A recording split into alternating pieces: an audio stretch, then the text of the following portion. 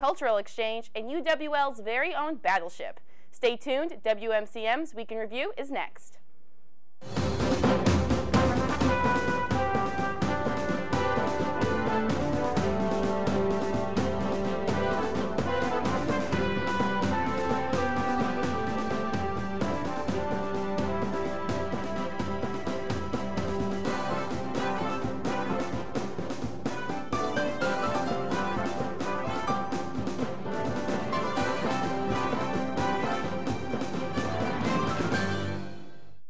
Hello, and thanks for watching WMCM's Week in Review. I'm Nate Wegehout. And I'm Allie Schatzman. A Washington, D.C. correspondent at the National Review Institute will kick off a new UWL lecture series aiming to bring civility back into politics. This presentation is called A Crisis of Civility, How the Left and Right Are Damaging Political Debate in America. And it will take place at 4:30 p.m. in the Student Union Theater on April 4th. This talk is the first in a new series titled Civility in a Partisan Era. These free lectures will continue into the 2019-2020 academic school year and will be used to promote democracy across campus. The lecture series aims to promote productive political discussions from both sides, helping students understand others' points of view and to promote and discuss healthy democracy. Education majors from Japan visited the UWL campus last month as part of a cross-cultural exchange program between UWL and the University of Teacher Education, Fukuoka, in Fukuoka, Japan. The program, hosted by the UW La Crosse English as a Second Language Institute, brought the Japanese students for 3 weeks to observe local classrooms, meet with the La Crosse Public Schools superintendent, and visit a local dairy farm. This program allowed students to visit a variety of different schools in the area to learn about the U.S. educational system. The students also got to teach and lead cross-cultural activities to American students, such as teaching origami and calligraphy, as well as traditional Japanese dances. We would like to thank these students for being wonderful guests, and we hope that they learned a lot about American culture. Next week, April 8th through the 11th, the UWL Student Philanthropy Council will be hosting their second annual Philanthropy Week. Philanthropy Week brings attention to alumni and donors that help make the UWL experience possible. Throughout the week, events will be held in the Student Union from 11:30 a.m. until 1:30 p.m. daily. At these times, the Student Philanthropy Council will also be at the Clock Tower, handing out some snacks and UWL Proud gear. Take a look outside the Student Union and you'll see a flag display representing each student who has received a scholarship funded by UWL alumni and friends. And watch your step walking through campus as the sidewalks will be filled with nuggets of donor and giving knowledge.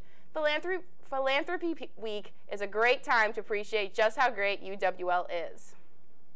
This year, the Ballroom and Swing Club hosted their first ever Swing into Spring dance event. We sent a WMCM crew to check it out. Last Thursday in the Student Union, UWL's Ballroom and Swing Club hosted Swing into Spring, an event all about dancing and having fun. We talked to President Austin Klum about the event. We've got an awesome venue, dance floor is fantastic, lighting's awesome, and really excited to see what happens tonight. Gabriel shared the roots of the club and how welcoming the club can be to new members.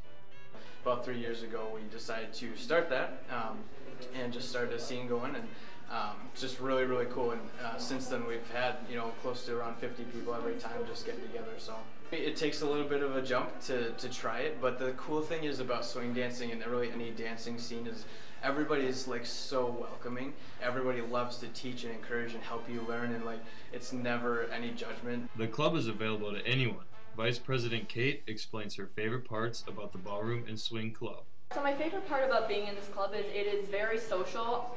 Most of my friends are in this club with me, so this is really where I got to be part of the club and part of the school, and it ended up being really fun, a really good choice for me. This club offers great opportunities to meet new people. We asked Austin how someone can contact and get more information about the Swing Club. So if you want to join, we're on the MyOrgs.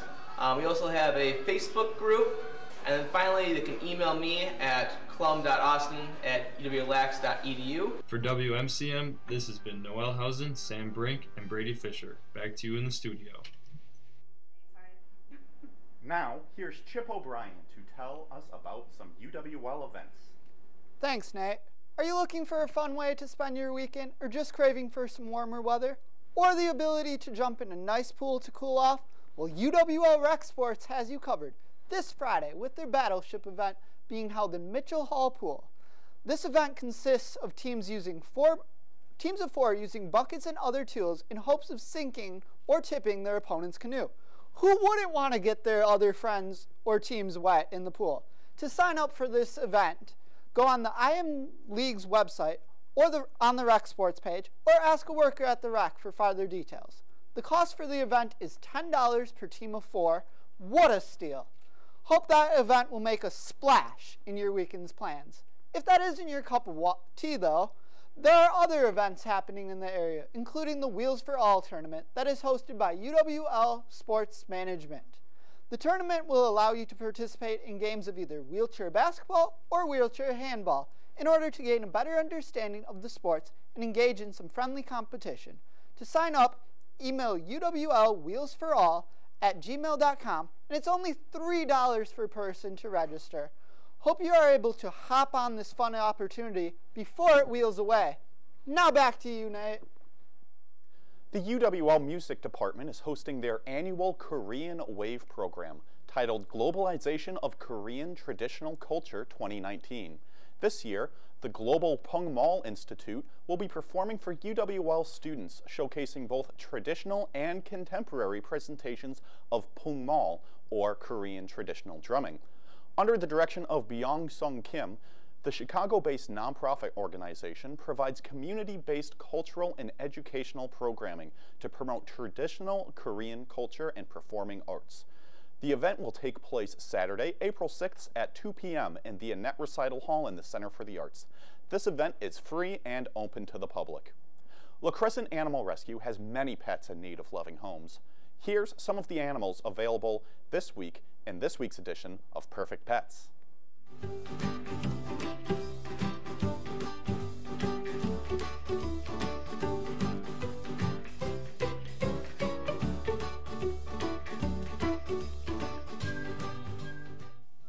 Hi, my name is Ellie Mae. Meow. I'm a prim and proper gal. I like to keep myself clean and lounge around. Hi, I'm Ginger.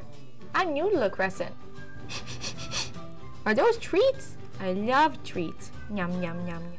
Oh, time for a walk. Hi, my name is Cupid. What are you doing? I like to play, but sometimes I get tired.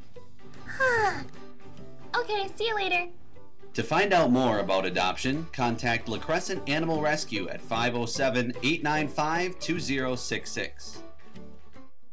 Again, the number for La Crescent Animal Rescue is 507-895-2066.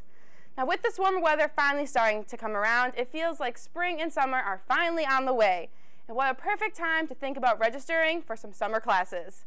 Summer registration will begin on April 8th and go through the 15th. Students can find their specific registration date on their Wings account. There are more than 100 summer courses to choose from, and up to 12 credits may be earned through the summer sessions. For more information, contact Annette Vallejo by her email avallejo@uwlax.edu, her phone number 608-785-6528, or by visiting uwlax.edu/summer-sessions. This week, UWL students and faculty have been celebrating Social Justice Week. We sent a WMCM crew to check out one of the events. Justice Week here at UWL, which means all week you can find educational presentations, discussions, and guest speakers. Tonight, we invited, along with 7 other co-sponsors such as Pride Center, Rainbow Unity, Transform, Blair Imani, who is a writer, activist, mental health advocate, all for Social Justice Week here at UWL. Today, she talked about what it's like to be living at the intersections of a Black, queer, and Muslim identity. She went into discussion about other activists and told them how they influenced her life. Students had many different reasons why they came to listen to Blair Imani's presentation. We decided to come because it fit our beliefs and we thought that it was pretty interesting.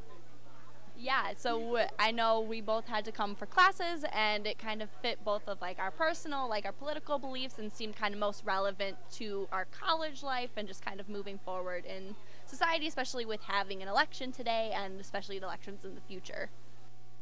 I really hope that the people who came today learned that they can talk to people across difference, that we all hold a space of privilege within our own lives, and that we all have something to connect with each other.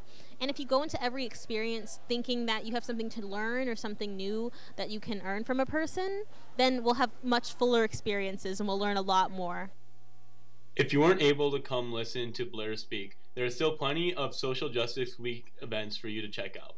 That we have tomorrow of our Social Justice Week is called The Place at the Table, and it's here from 7:30 to 9 in Graph 260, which is the Heshbridge Auditorium. This has been Austin Cook, Maya Dedez, and Mason Polk. Now back to you in the studio.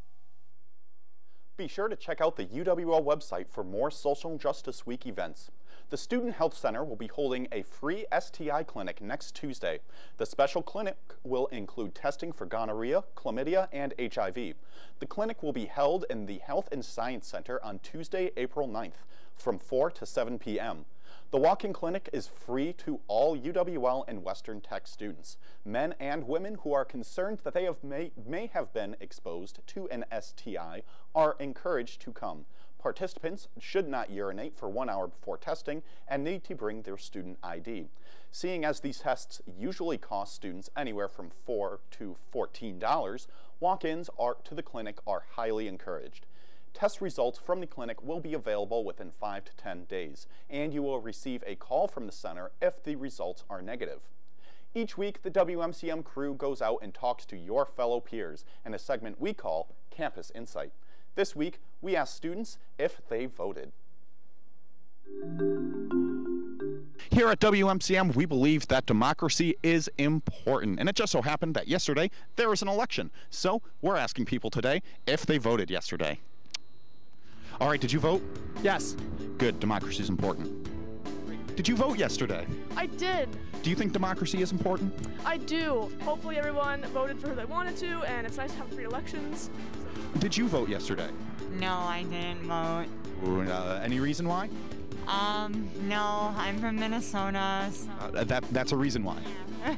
Did you vote yesterday? I did not vote yesterday. Did you vote yesterday? I did not vote yesterday. Any reason why you didn't vote? I honestly didn't know there was anything to vote for. All right, did you vote yesterday? I did. Good job. Here. Democracy. From WMCM, this has been Nate Wiggyhout and Luke Reimer. Now, back to you in the studio. Look for the WMCM crew around campus for a chance to have your opinions heard on next week's Campus Insight. And now here's Madison Barber with a review of the movie Mary Poppins Returns.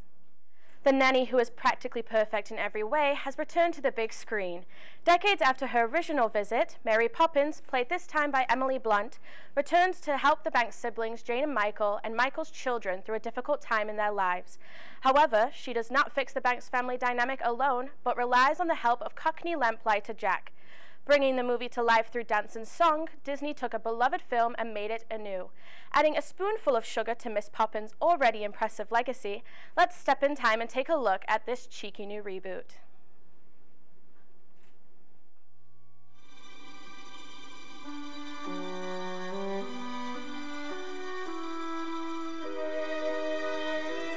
I honestly can't remember why we kept most of this stuff to begin with. Don't you remember that kite? We used to love flying that with Mother and Father. Those days are long behind me.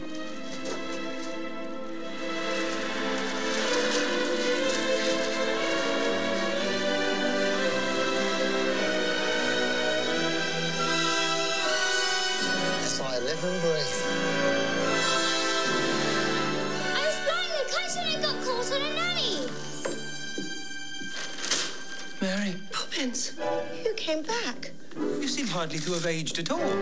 Really? One never discusses a woman's age, Michael. Would have hoped I taught you better.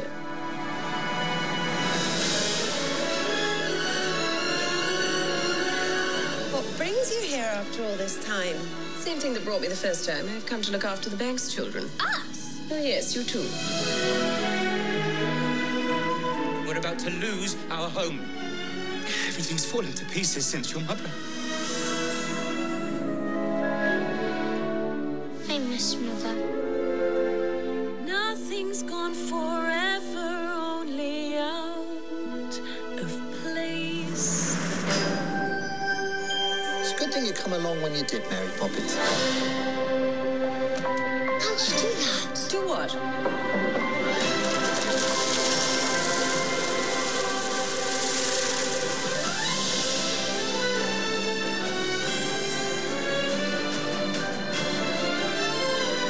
So you've been off filling the children's heads with stuff and nonsense. You've forgotten what it's like to be a child.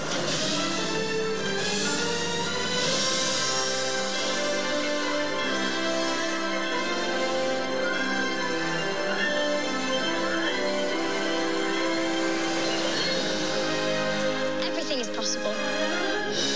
Even the impossible. Off we go. With a stellar cast, Disney sure paid tribute to the original film in a supercalifragilisticexpialidocious way. The new film features some talent with some seasoned vets, but perhaps the best surprise in this film is the return of 93-year-old Dick Van Dyke, formerly known in the original film as Bert. Gaining recognition at every award show this season, Mary Poppins Returns will guarantee to have you smiling ear to ear. So keep your head up and your feet beneath you and head on out to rent Mary Poppins Returns today. Stay tuned to WMCM. Aaron Morse will be back with this weekend's weather. But first, here's a message from Children's Museum of La Crosse. Playing as an adult is just as important as it is for children. That's why the Children's Museum of La Crosse offers Adult Recess, an annual event that encourages adults to relax and have fun. Activities like coloring encourage creativity, which can significantly reduce stress and make adults much happier in their daily lives. Play stimulates the brain in ways that help improve memory and critical thinking skills. Overall, playing is fundamental for humans of any age. Play contributes to our sense of well-being, connectedness, and ability to cope with life's changes. Plus, it's just fun. This year, Adult Recess will be 90s themed to celebrate the Children's Museum, which opened 20 years ago in 1999. Aside from the normal museum exhibits, there will be snacks, games, an escape room, and much, much more. Adult Recess is open for anyone over the age of 21 and looking to have a good time. It starts at 6 p.m. and runs until 9 p.m. on Friday, April 12th. Registration is open now, and participants who register anytime before the day of the event will receive a free souvenir glass. Release your inner child and come out to play at the Children's Museum of La Crosse.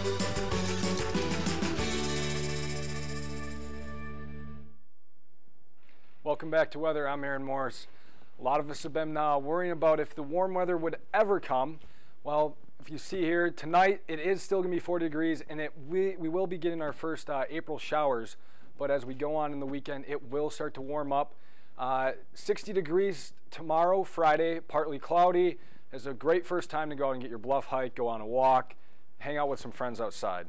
Looking to Saturday, it will be much warmer, nearly 70 degrees. Another great time to go outside. It's going to be a great weekend for that. And then on Sunday, we are going to get a little more rain because we're here in Wisconsin. It's April. We do get those April showers, but it will be 64. It's still going to be very warm. Go outside, get yourself a Hawaiian shirt. The weather will be quite warm the rest of the year. Now, over to Marky Mark with this week's interview. Thanks, Aaron. Hunter, I'm very happy to have you today for my interview. I'll ask you the first question that I have. So what is the main purpose of Broadcast Week? Since we're going to be talking about Broadcast Week for this year's Broadcast Week for WMCM TV and then RAQ Radio. Sure, yeah. So Broadcast Week, as one of the general managers of RAQ Radio, the student radio station on campus, Broadcast Week is a week where we try to promote the radio station as much as possible in the community and on campus. So we have events going on both in the community and on campus, and just trying to get the word out about RAQ Radio and get people to know about it. Oh, sounds good. All right, so my next question is, could you explain what will all be done for Broadcast Week, and then what will all be encompassed in what's done for the week? So basically the layout is it's going to be Friday, April 12th until Thursday, April 18th.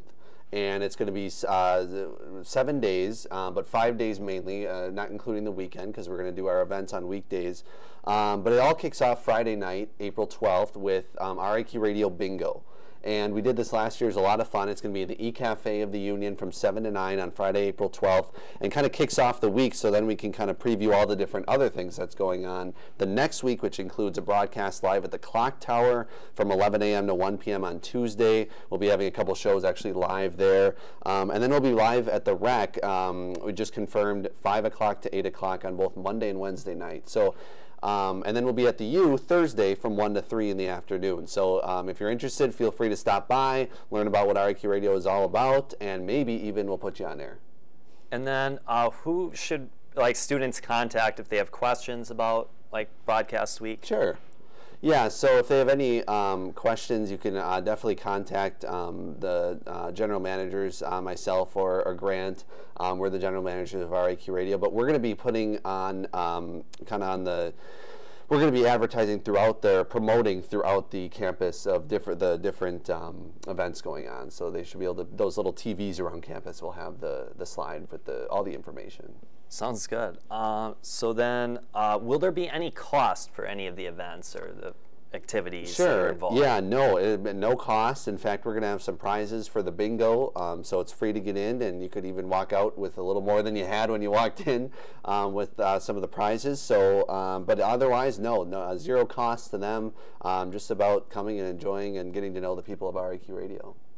And then also, where will the proceeds go, that are made throughout the week for the event? Yeah, we do have a community event on Wednesday, April 17th, and those proceeds will go into bettering the radio station and any updates that we have or that we can make to the radio station, because like we said, it's student run.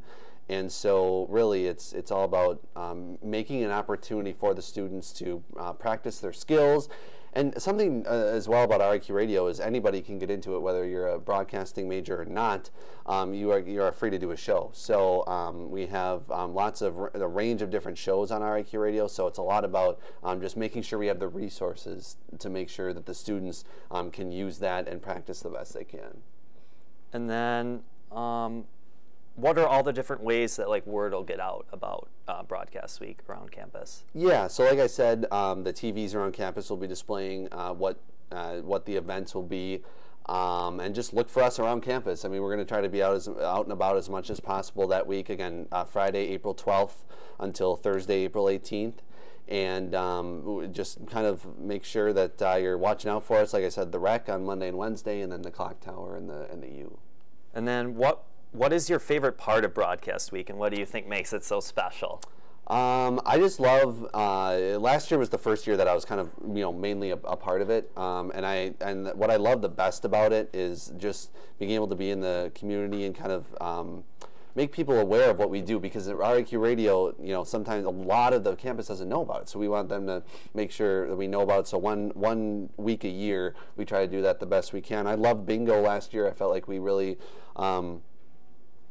did a good job of getting a lot of people in there, and then having them have fun during the bingo. So hoping that can be the case again this year.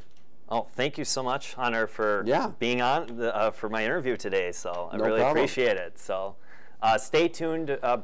Brandon Wagner will be right back with this week's sports. But first, let's take another look at those adorable animals in need of loving homes on this week's edition of Perfect Pets.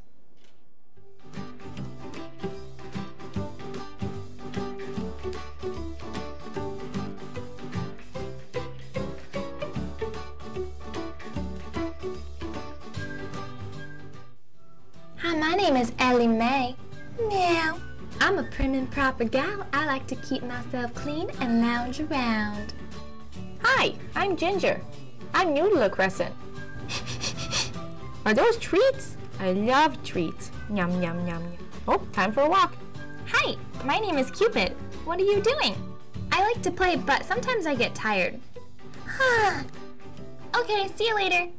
To find out more about adoption, contact La Crescent Animal Rescue at 507-895-2066. Again, the phone number for La Crescent Animal Rescue is 507-895-2066. The UW La Crosse baseball team played Stevens Point 4 times this past weekend, winning 3 of the 4 games. The Eagles swept the Pointers on Saturday, winning 12-3 and 12-1. Carson Youngquist got the team off to a great start by hitting 2 two-run home runs, an RBI double, and a 2-run single in the opening game against Stevens Point. He totaled 7 RBIs in the game, which is tied for 3rd most in a single game in program history. The second game on Saturday showcased a great pitching display from Connor Cook, who pitched the complete game. He struck out 10 batters, only allowing 5 hits in the contest, and the team didn't allow a run past the second inning.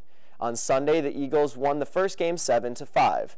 The next game started slow as they were down 4-1 through the first 3 innings, but with 2 runs in both the 5th and 7th innings, the team was within striking distance. However, the Pointers were able to hold off the late push, winning 7-6. The team's next game is in La Crosse on Saturday, April 6th at noon against UW-Platteville. Caitlin Hughes is off to a great start this season pitching for the UW La Crosse softball team. Through 10 starts, she's posting a 7-1 record. Last Thursday against St. Mary's, she struck out 8 batters in 5 innings and allowed only 2 runs. Hughes has been posting great stats as she's top 5 in the WIAC in every major statistical category. She's allowing a 2.29 ERA, and her batting average is .235. Along with this, she's just been a great overall leader for the young team. The team has been having a strong offensive year as well, averaging 5.8 runs per game, which is about 1 more per game than last season. They're also leading the WIAC in slugging percentage at .476, home runs at 13, and just less than a third of their hits have gone for extra bases. In their most recent game on Tuesday against Viterbo, the Eagles won 8-0, improving their record to 14-8 on the season. Their next game is here in La Crosse, Saturday, April 6th at 1 against UW-Oshkosh. Every week on WMCM, we highlight an exceptional student athlete in a segment we call Athlete of the Week. Let's take a look. Hello again and welcome to Athlete of the Week. I'm Jeremiah Waits and I'm happy to have Dan Groff of the track and field team, also football team in the fall, but we're going to focus on track and field. Dan, welcome to the show. Nice Thanks for joining us. So Dan, what's your major and what year in school are you? Right now I'm a junior here at UWL and my major is marketing with a German minor, and I compete in shot put, hammer, discus, and the weight throw. So all of the above, basically, all the field events. So you had a pretty successful indoor season in the winter. So could you maybe tell us a little bit about what you did and how you did during the season? Yep, so this past indoor, I was able to place at the conference meet. I took 5th place, and that's just outside of all conference, but the team was able to win their 18th conference championship in a row. And with my farthest of the season, I was able to qualify for the indoor national championships in Boston. And going out to Boston, that was such a wonderful experience. It was so fun. Had a great time with the team. That's awesome. And the team was able to take 2nd. Oh, that's awesome. So now with you getting ready for the spring season and outdoor season, what are your expectations for yourself as well as your team? Goal for myself is to achieve all conference once again, and that is placing top 3 at the conference meet, and then doing my best to help the team win another conference championship, and then setting the team up to be in a good place to win a national championship at the end of the season. Awesome. Well, Dan, thanks again for joining the show. For our viewers, thanks for watching. Tune in next week as we interview another athlete for Athlete of the Week. Till then. 2 members of the UW La Crosse gymnastics squads, Danny Barmore and Amiko Wilkes, have been awarded for not only their athletic ability, but their scholarly efforts as well by being named to the 2018-2019 NCGA Scholar All-American Team. To be named to the team, the gymnast must maintain a 3.0 grade point average. Amiko Wilkes is majoring in English and political science with a major in graphic design and has a 3.95 grade point average. She had a very successful season this past year in gymnastics as she tied for 2nd place on the balance beam at Winona State University and tied for 3rd at UW Eau Claire. Danny Barmore is majoring in physics and minoring in mathematics with a 3.96 grade point average. She's been a captain of the gymnastics team for the past 2 years and has won 2 NCGA individual championships, winning the uneven parallel bars and the vault. She also holds the school record in the all-around with a score of 38.8. Congratulations to these 2 athletes and scholars. And that's all for this week's sports. All right. right, so a lot of fun things happening around campus. You guys have any big plans this weekend? I'm actually heading down to Chicago this weekend. Ooh, that'll be fun. Checking out a Blackhawks game. Nice, Making a nice. weekend out of it. Any other big plans there? Not down in Chicago. After that, though, come back up. WrestleMania on Sunday. Of course. What about you, Brandon? So I got an accounting test tomorrow. Ooh, so yay. I'm just gonna celebrate after that. Take a little bit of a breather. That makes sense. Makes sense to me. I'm just gonna be celebrating Hunter's birthday. He was on the interview if you saw him earlier. But thank you all for watching WMCM's Week in Review. We'll be here again next week, Thursday, 4:30 p.m. here on Campus Channel 200 and Digital Cable Channel 989.